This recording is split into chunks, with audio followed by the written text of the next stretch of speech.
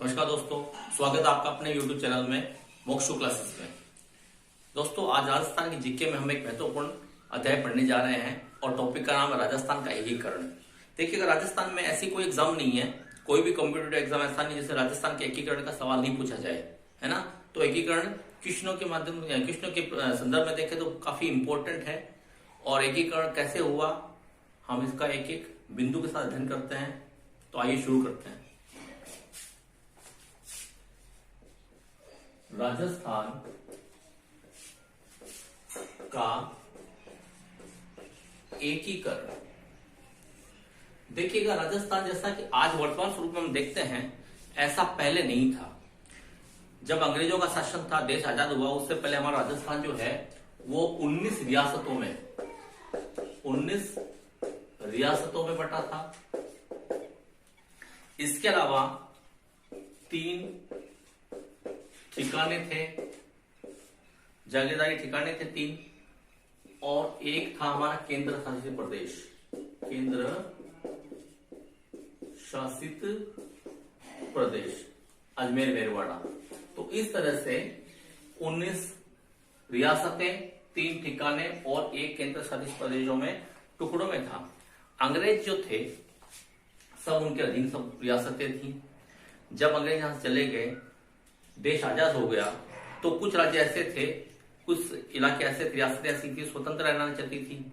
लेकिन हमारे देश के कुछ नेताओं ने मिलकर पूरे भारत को संगठित करने की कोशिश की, और संगठित करने के लिए राजस्थान की रियासतों को, ठिकानों को, केंद्र शासित प्रदेश को मिलाया गया, और आज के वर्तमान स्वरूप में हमारा राजस्थान आया, है ना। तो इसके लिए सबसे पहले जो चरण शुरू हुआ था, देखिए 7 चरणों में राजस्थान जो है वो एक साथ में एकीकरण इसका नहीं हो गया था।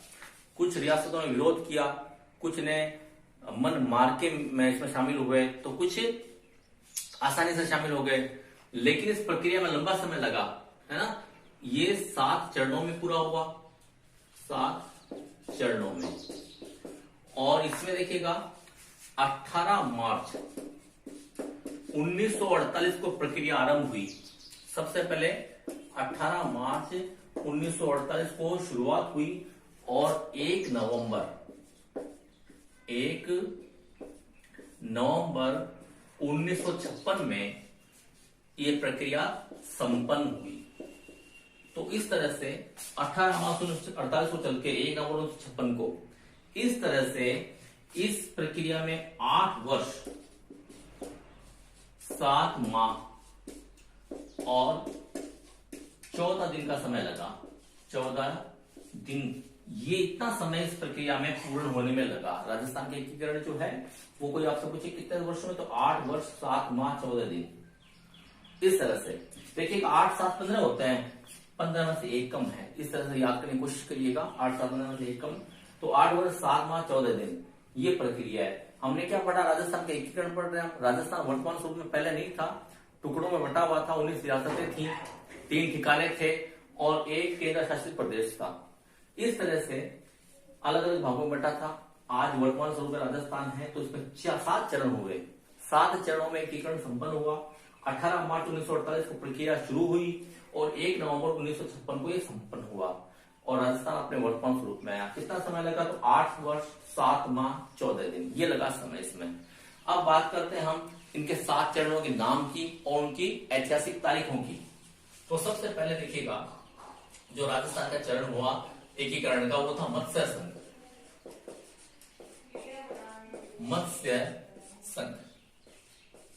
मत्स्य संघ के बाद में जो दूसरा चरण था वो था पूर्वी राजस्थान संघ। पूर्वी राजस्थान संघ। इसके बाद संयुक्त राजस्थान। चतुर्थ चरण को नाम दिया गया था वृहत राजस्थान।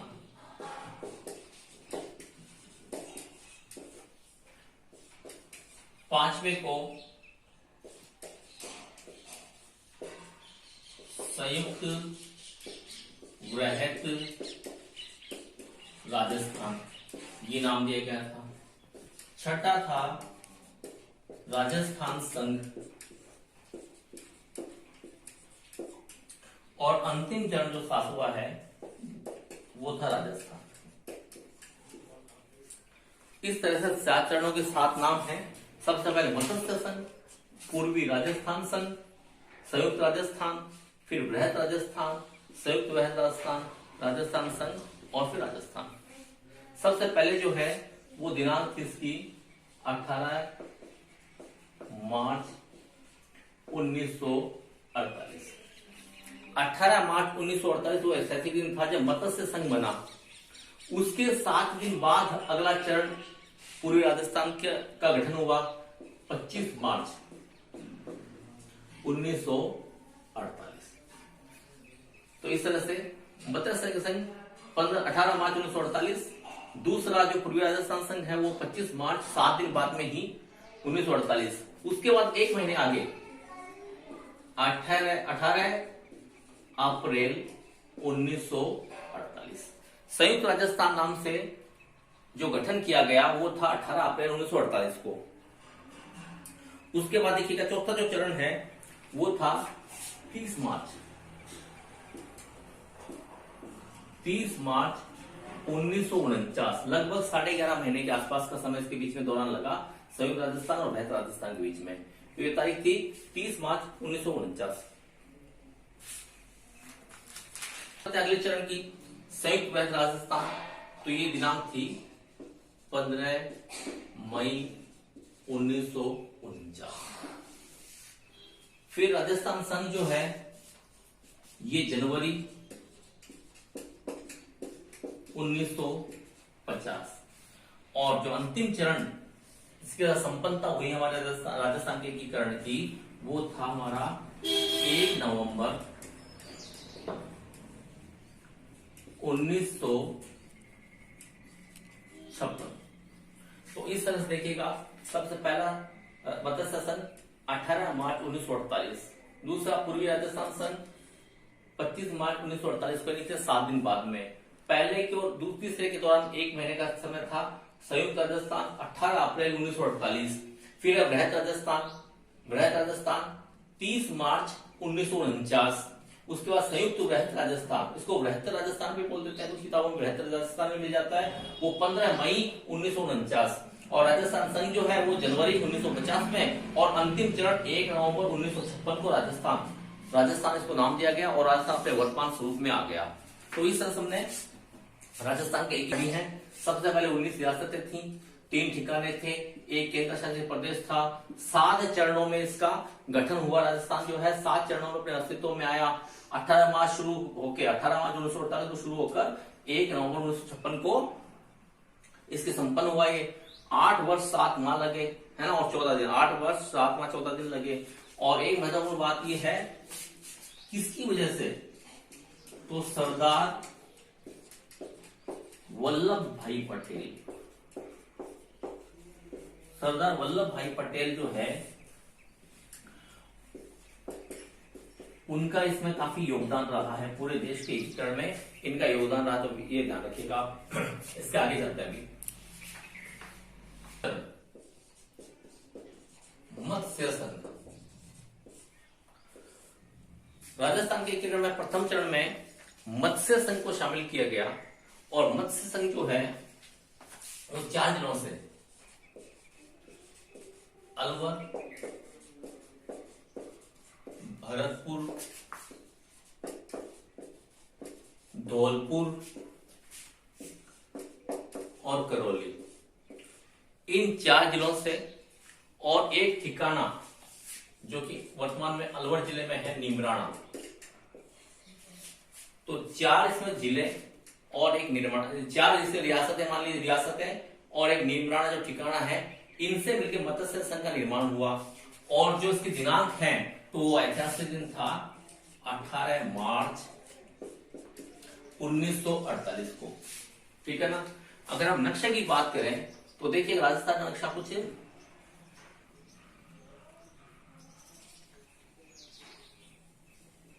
इस तरह से है। इस तरह से है। ये पूर्व में यहां पे अलवर है, यहीं पे भरतपुर है, धौलपुर है, और यहां नीचे करौली है। है ना, अलवर में निमराना है वर्तमान में। इन 4 रियासतों को और आपके निमराना जो ठिकाना है इसको लेकर पहला मत्स्य संघ बना। अलवर, भरतपुर, धौलपुर, करौली, निमराना 5। दिन था 18 मार्च 1948 का। और इसका उद्घाटन क्वेश्चन आ जाता है, ये उद्घाटन जो था वो क्या था, NV गाडगिल नाम के व्यक्ति ने ये उद्घाटन उन्होंने किया। अब एक जब चारों को बना लिया गया, मत्स्य संघ एक बन गया, अब इसके एक प्रमुख बनना था, है ना, एक प्रमुख बनना था, तो तुरंत का नाम दिया गया राज प्रमुख। राज प्रमुख, और राज प्रमुख कौन बने, तो ये देखिएगा आपके धौलपुर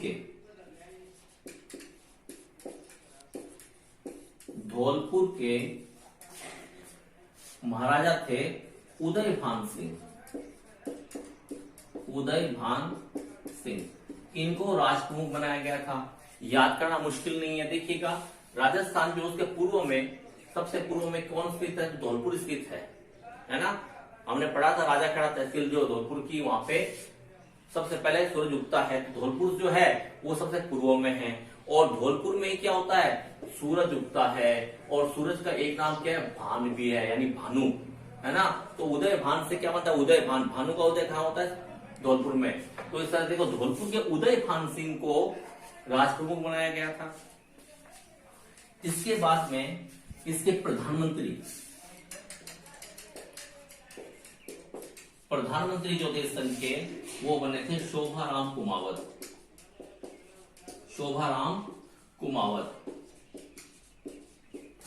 और ये कहां से थे, तो शोभाराम कुमावत का जो संबंध है वो अलवर से था। तो इस प्रकार से मत्स्य संघ की स्थापना हुई। अलवर, भरतपुर, धौलपुर, करौली 4 रियासतें और निमराना एक ठिकाना जो था इसमें शामिल हुआ। 18 मार्च 1948 को इसकी स्थापना की गई थी। इसकी स्थापना के बाद में आ आती उद्घाटन की, तो NV गाडगिल ने इसकी उद्घाटन किया था। और इसके राज प्रमुख जो कौन बने, धौलपुर के उदयभान सिंह। मैं बता चुका हूँ धौलपुर कहाँ है, एकदम पूर्व में स्थित है। सबसे पहले धौलपुर में सूरज उगता है ना। भान यानी सोई, उदय यानी उदय होना। तो इस तरह से आप याद करने की कोशिश कीजिएगा। धौलपुर के उदयभान सिंह जिसके राज प्रमुख बने, प्रधानमंत्री बने शोभाराम कुमावत, जो कि अलवर से संबंधित थे।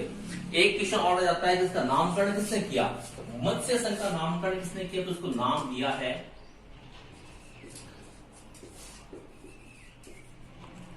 KM मुंशी। तो इस तरह से मत्स्य संघ की लगभग सारी जानकारी इसमें आ गई है, ठीक है ना। मत्स्य संघ 4 रियासतें एक ठिकाना, 18 मार्च 1948 ये दिन था। उद्घाटन NV गाडगिल ने किया। राष्ट्रप्रमुख धौलपुर के उदयभान सिंह थे। प्रधानमंत्री शोभाराम कुमावत बने जो कि अलवर से संबंधित थे। और KM मुंशी नाम के एक व्यक्ति ने इसका नामकरण किया। तो इस प्रकार से हमने मत्स्य संघ पढ़ लिया है। और मत्स्य संघ के बाद आती है द्वितीय चरण। देखिएगा द्वितीय चरण नाम दिया गया राजस्थान संघ। राजस्थान संघ नाम दिया गया था। दूसरा चरण हमने पढ़ा था 18 के 7 दिन बाद में ही, यानी 25 मार्च 1948 को द्वितीय चरण की स्थापना हुई। और द्वितीय चरण में 9 रियासतें थी। 9 रियासतें कौन सी थी, बांसवाड़ा, प्रतापगढ़, डूंगरपुर, ये सब पड़ोसी राज्य हैं, जिले हैं। कोटा, बूंदी, झालावाड़, टोंक, ये 4 जिले हो गए आपके हड़ौती क्षेत्र के। किशनगढ़, शाहपुरा, है ना। याद करना मुश्किल नहीं होगी। देखो बांसवाड़ा, प्रतापगढ़, डूंगरपुर ये पास पास में है। ऐसे कोटा, बूंदी इनका मेल है, झालावाड़, टोंक ये सब साथ में है। इसके बाद किशनगढ़, शाहपुरा, ये 9 तो हो गए आपकी रियासतें। और एक इसमें था ठिकाना कुशलगढ़, जो कि बांसवाड़ा में ही है ना। तो इस प्रकार से राजस्थान संघ की स्थापना हुई। 9 रियासतें शामिल हुई इसमें। और 9 रियासतों के साथ में एक ठिकाना शामिल हुआ इसमें। और इसके राज प्रमुख जो थे वो कोटा के महाराव थे भीम सिंह।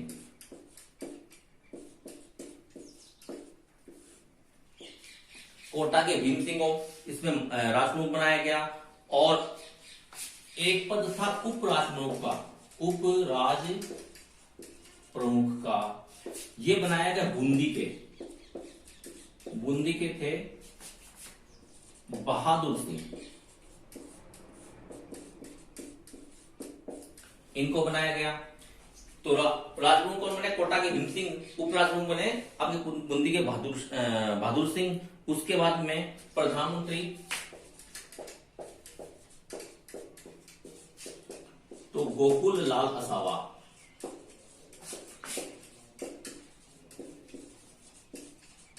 गोकुल लाल आसावा प्रधानमंत्री थे। और बात आती है उद्घाटन की, तो उद्घाटन जो थे, उद्घाटनकर्ता जो थे वो वही थे NV गाडगिल। शुरुआत के 2 चरणों का उद्घाटन इन्हीं के द्वारा संपन्न हुआ था। ठीक है ना। नक्शे के माध्यम से देखिएगा, यहाँ पे आपके बांसवाड़ा, प्रतापगढ़, डूंगरपुर, यहाँ पे आपके कोटा, बूंदी, झालावाड़, टोंक, है ना, झालावाड़ में आपके मध्य प्रदेश में लगता हुआ, किशनगढ़, शाहपुरा और कुशलगढ़ ठिकाना जो है वो आपके बांसवाड़ा में ही है। तो इस प्रकार से ये क्षेत्र जो है, इस क्षेत्र को सेकंड चरण में, द्वितीय चरण में राजस्थान संघ में लिया गया। तो हमने प्रतिनिधि बात इसकी पढ़ ली है। दूसरे चरण का नाम क्या? राजस्थान संघ है। 25 मार्च 1948 को इसकी स्थापना की गई थी। बांसवाड़ा, प्रतापगढ़, डूंगरपुर पड़ोसी जिले हैं। कोटा, बूंदी, झालावाड़, टोंक, किशनगढ़, शाहपुरा, ये सब 9 रियासतें थी और कुशलगढ़ ठिकाना इसमें शामिल हुआ। कोटा के महाराव भीम सिंह को इसमें राजप्रमुख बनाया गया। उपराजप्रमुख बनाया गया बूंदी के बहादुर सिंह। देखो वैसे बूंदी वैसे बहादुर सिंह है ना। प्रधानमंत्री कौन बने? गोकुल लाल आसावा बने। इसके अलावा उद्घाटन इसका NV गाडगिल ने ही किया, जिन्होंने प्रथम चरण का उद्घाटन किया था। तो इस प्रकार से राजस्थान संघ की स्थापना हुई और ये द्वितीय चरण था। अब आगे देखते हैं चरण तीसरा, संयुक्त राजस्थान। संयुक्त राजस्थान। अब देखिए राजस्थान, संयुक्त राजस्थान जो इसमें क्या होता है, दूसरे चरण में जो बना था राजस्थान संघ, राजस्थान संघ, इसके अंदर इसके साथ में मान लीजिएगा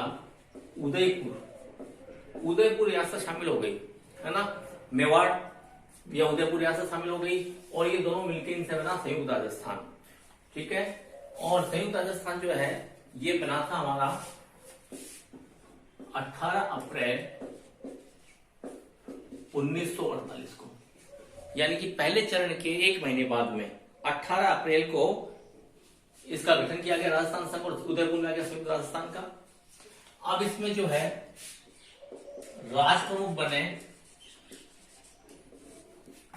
मेवाड़ के या उदयपुर के महाराणा, मेवाड़ महाराणा जिनका नाम था भूपाल सिंह। भूपाल सिंह मेवाड़ महाराणा जो थे उनको राजप्रमुख बनाया गया। इसके बाद में कोटा के जो भीम सिंह जी थे उनको उप राजप्रमुख बनाया गया। उप राज प्रमुख कोटा के महाराव जिनका नाम था भीम सिंह, जो पहले राजप्रमुख थे द्वितीय चरण में, भीम सिंह, इनको उप राजप्रमुख बनाया गया। इसके अलावा इसके प्रधानमंत्री जो थे वो बने माणिक्यलाल वर्मा।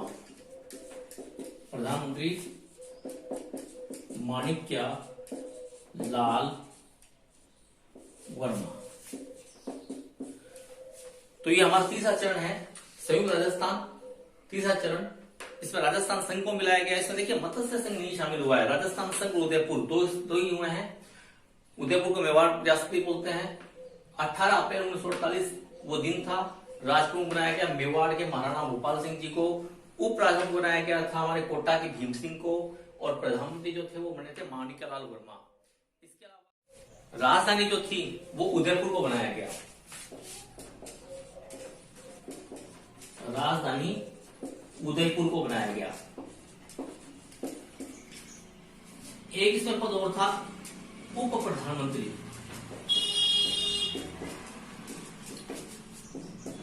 ये पद मिला गोकुल लाल आसावा को। गोकुल लाल आसावा। इसके अलावा एक मंत्रिमंडल का गठन किया गया जिसमें देखिएगा ये कुछ लोग शामिल हैं। आप इसका स्क्रीनशॉट ले लीजिए, फिर आगे लिखा देता हूं मैं। इसके अलावा संयुक्त राजस्थान का मंत्रिमंडल गठन किया गया। उस मंत्रिमंडल में सर्वोच्च अभिनय ये कोटा से इनको शामिल किया गया था। मोहनलाल सुखाड़िया, भूरेलाल बया, प्रेम नारायण माथुर, सुंदर शर्मा, इनको भी शामिल किया गया। अब देखिए हाँ, ये जो तीन हैं ये तीनों उदयपुर से हैं। तीनों उदयपुर से हैं। ब्रज सुंदर शर्मा जो है ये बूंदी से थे। तो इस प्रकार से मंत्रिमंडल का गठन किया गया। तो हमने 3 चरण पढ़ लिए हैं। संयुक्त राजस्थान में क्या हुआ था? संयुक्त राजस्थान में राजस्थान संघ को और उसके साथ उदयपुर या मेवाड़ को मिला लिया गया था। तीसरा चरण था मेवाड़ के महाराणा जो थे भोपाल सिंह जी, उनको राजप्रमुख बना दिया गया और कोटा के भीम सिंह जी जो थे उनको उप राजप्रमुख बना दिया गया। माणिक्यलाल वर्मा इसमें प्रधानमंत्री बने तो गोकुल लाल असावा का उप प्रधानमंत्री बना दिया गया और आपके मंत्री गठन किया गया मंत्रिमंडल का, उसमें ये मंत्री थे जिसमें सर्वोच्च अभिनेत्री जो है कोटा से हैं, सुखाड़िया मोहनलाल सुखाड़िया, भूलेलाल भैया, प्रेमनाथ माथुर तीनों उदयपुर से हैं और ब्रिज सुंदर शर्मा बूंदी से, और इसकी राजधानी उदयपुर को बनाया गया था। तो ये इसके मुख्य बिंदु थे। अब अगले चरण में चलते हैं, चौथे चरण में। अब है चतुर्थ चरण। चतुर्थ चरण जो है उसको बोलते हैं वृहत राजस्थान। वृहत राजस्थान। और इसमें क्या हुआ था? इसमें जयपुर, जैसलमेर, जोधपुर और बीकानेर, इन 4 रियासतों को शामिल किया गया और इसके दिनांक जो है वो 30 मार्च 1949, यानी कि पहले चरण के लगभग साल भर के बाद में वृहत राजस्थान 30 मार्च 1949 को इसका गठन किया गया था और आपके संयुक्त राजस्थान में जयपुर, जैसलमेर, जोधपुर, बीकानेर, इन 4 रियासतों को इसमें शामिल कर लिया गया था। अब इसमें कुछ पद दिए गए। देखो, एक तो महाराज प्रमुख, ये एक नया पद बना, महाराज प्रमुख। ये जयपुर के महाराजा को बनाया गया जो कि थे मान सिंह द्वितीय, मान सिंह द्वितीय, और ये उनका पद आजीवन दिया गया। आजीवन जयपुर के महाराजा ही जो है महाराज प्रमुख रहेंगे। दूसरा पद दिया गया उदयपुर के भोपाल सिंह को राज प्रमुख। मेवाड़ के या उदयपुर के भोपाल सिंह, इनको दिया गया। और तीसरा उपराज प्रमुख, उपराज प्रमुख बनाया गया कोटा के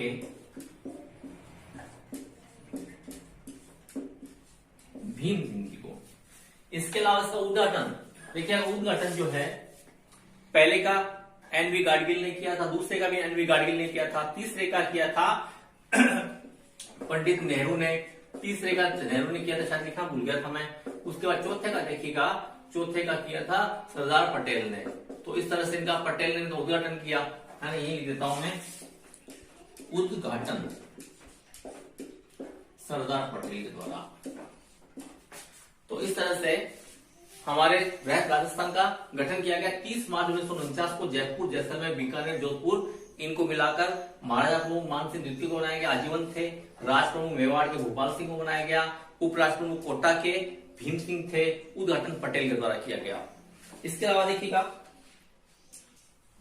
एक इसकी राजधानी देखिएगा, इसकी राजधानी जो थी वो जयपुर को बनाया गया। और याद रखिएगा, पी सत्यनारायण जो थे, इनकी सिफारिश पे बनाया गया। इनकी सिफारिश पे जयपुर को राजधानी बनाया गया। इसके अलावा इसके प्रधानमंत्री जो थे वो थे श्री हीरालाल शास्त्री, हीरालाल शास्त्री। तो इस तरह से पद। अब देखिएगा, चौथा जो आपका ये वृहत राजस्थान है, ये एक दृष्टि से महत्वपूर्ण है। महत्वपूर्ण कैसे कि इस चरण के बनने के बाद में कुछ विभाग जो थे वो आजीवन वहीं दे दिए गए जहां पे थे और आज तक वो प्रथा चली आ रही। जैसे देखिएगा, शिक्षा विभाग जो था, शिक्षा विभाग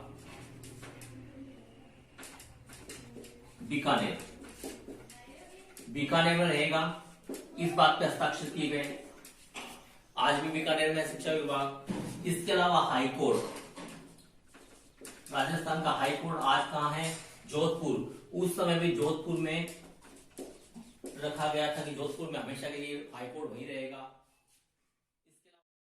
कृषि विभाग, कृषि विभाग भरतपुर में। उसके बाद में वन विभाग कोटा में। खनिज, कस्टम वो एक्साइज, ये विभाग दिया गया उदयपुर को। और इस प्रकार से आज तक ये जो परंपरा चली आ रही है, देख लीजिएगा, स्क्रीनशॉट ले लीजिएगा, फिर इसका हम दोबारा वर्णन करते हैं। देखिएगा, चौथा चरण है वृहद राजस्थान। वृहद राजस्थान की स्थापना की गई 30 मार्च 1949 को, और इसी डेट को राजस्थान दिवस भी मनाया जाता है। महत्वपूर्ण बात है, इसमें राजस्थान, संयुक्त राजस्थान जो था उसके साथ में जयपुर, जैसलमेर, जोधपुर, बीकानेर, ये बड़ी रियासतें थी, इनको शामिल कर लिया गया। इसके बाद में महाराजा प्रमुख, इसमें देखिएगा ये राज प्रमुख है और ये महाराजा प्रमुख है। महाराज प्रमुख, ये नाम थोड़ा अच्छे से देख लीजिएगा। राजप्रमुख बनाया गया मान सिंह द्वितीय को आजीवन, है ना, आजीवन रूप से महाराजा मान सिंह जयपुर के हैं, द्वितीय जो है वो ही राजप्रमुख रहेंगे। ये व्यवस्था की गई। महाराज प्रमुख का पद जो था वो मेवाड़ के भोपाल सिंह जी को दिया गया था, जो कि तीसरे चरण के राज प्रमुख थे। उसके बाद में उप राज प्रमुख बनाया गया था कोटा के भीम सिंह को। इस प्रकार से ये बड़े बड़े पद इससे बांटे गए। उद्घाटन किया था सरदार वल्लभ भाई पटेल ने। इसकी राजधानी बनाई गई सिफारिश पे किसकी, पी सत्यनारायण की सिफारिश पे जयपुर को बनाया गया।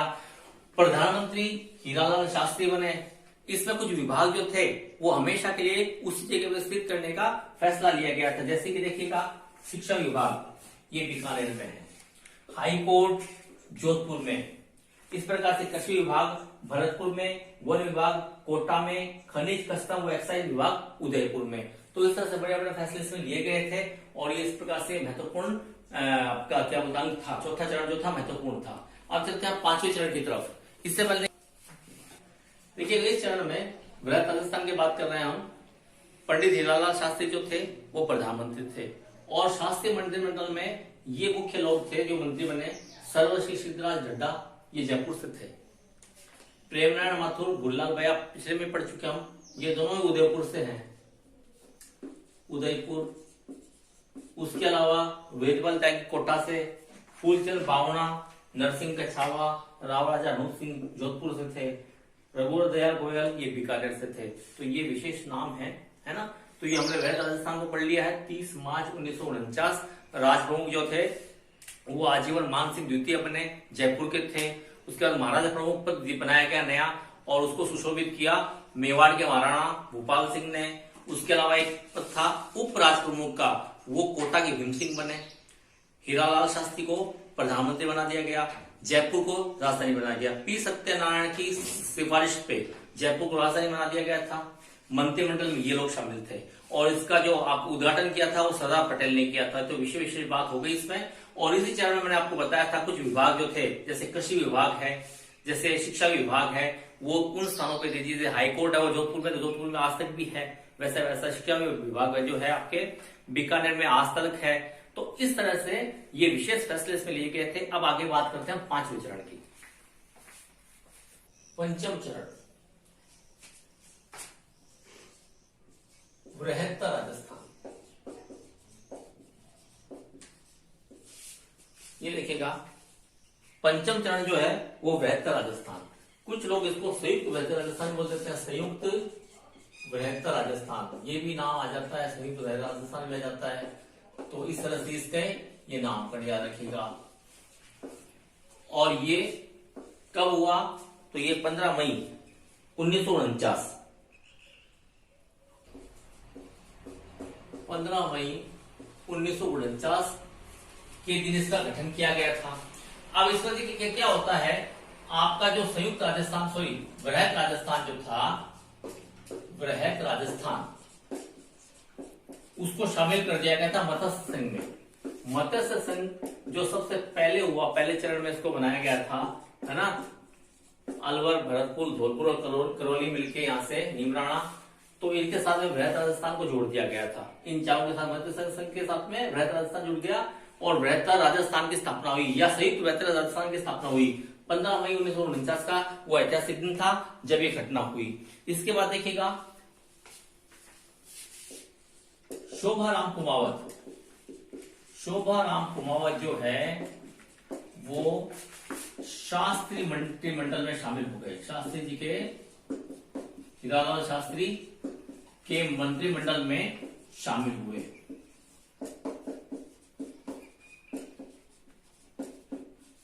तो इस प्रकार से वृहत्तर राजस्थान पांचवा प्रचरण संयुक्त वृहत्तर राजस्थान बोलते हैं। इसकी दिनांक हो गई 15 मई 1949। वृहत राजस्थान और मत्स्य संघ जो पहला चरण था उसको मिला के बाकी वृहत्तर राजस्थान में इसकी स्थापना की गई। शोभाराम कुमावत जो थे वो शास्त्री मंत्रिमंडल में शामिल हो गए। इसमें ये बातें मुख्य हैं। अब अंतिम चरण की बात, छठे चरण की बात करते हैं हम आगे। एकीकरण का छठा चरण, इसको नाम दिया गया राजस्थान। इसमें कोई ज्यादा महत्वपूर्ण घटना नहीं है। देखिएगा उस समय सरदार पटेल जो थे, सरदार पटेल मूल रूप से गुजरात के थे और इनका देश के एकीकरण में काफी योगदान रहा है।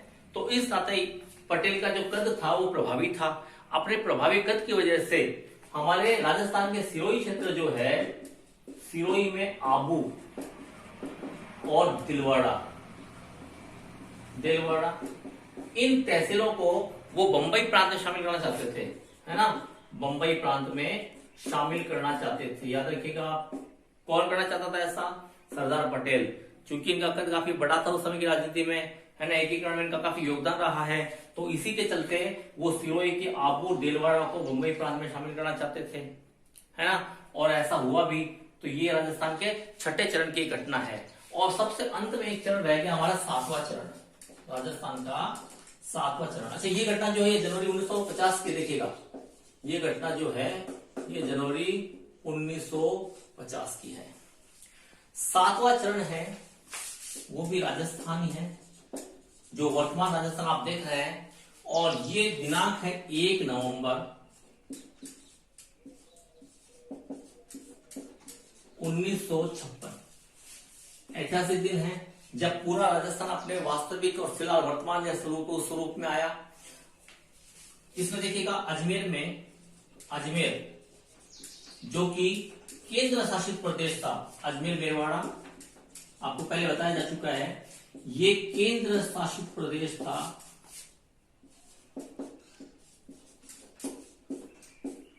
इसको शामिल कर लिया गया बाकी क्षेत्र में। इसके अलावा सिरोही का जो आबू और दिलवाड़ा जो थे, आबू और दिलवाड़ा क्षेत्र जो था वो शामिल कर लिया गया फिर से राजस्थान में ही। और एक देखिएगा मध्य प्रदेश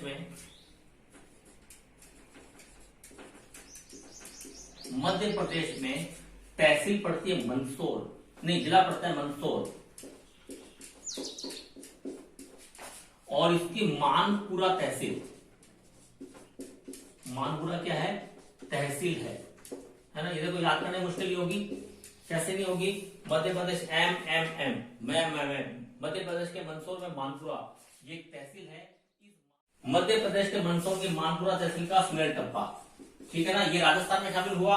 और हमारे झालावाड़ मैं यहां लिख देता हूं, देखिएगा झालावाड़ में एक क्षेत्र था सिरोंज,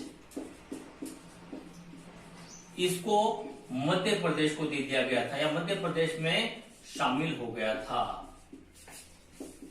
तो इस प्रकार से इसमें मोटी मोटी बात आ गई सारी की सारी।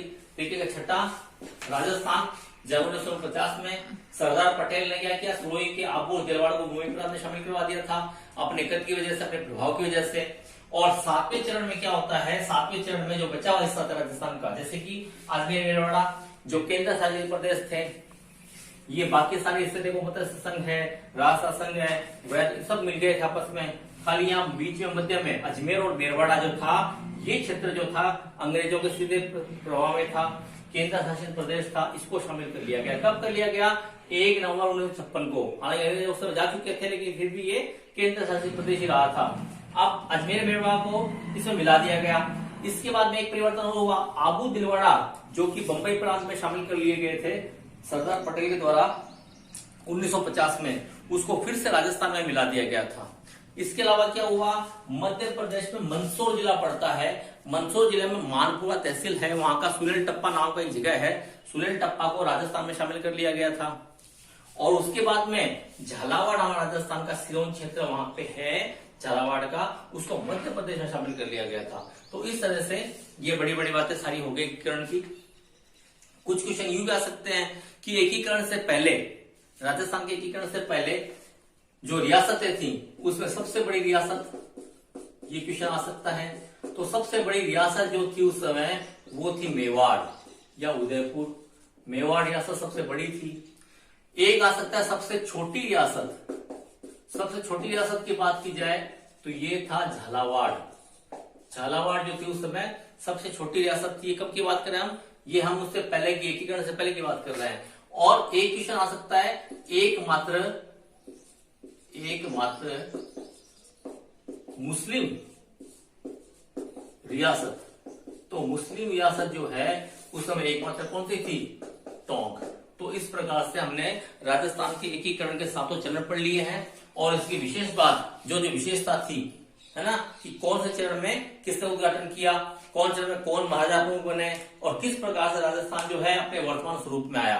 तो उम्मीद करता हूं ये वीडियो आपके लिए प्रभावी होगा, लाभदायक होगा। देखते रहिएगा, पढ़ते रहिएगा। अच्छा लगे तो लाइक शेयर करिएगा, सब्सक्राइब करिएगा और बेल आइकन मत भूलिएगा, आपको नोटिफिकेशन मिलते रहेंगे। अगले वीडियो में फिर एक नए टॉपिक के साथ में फिर मिलते हैं, तब तक के लिए।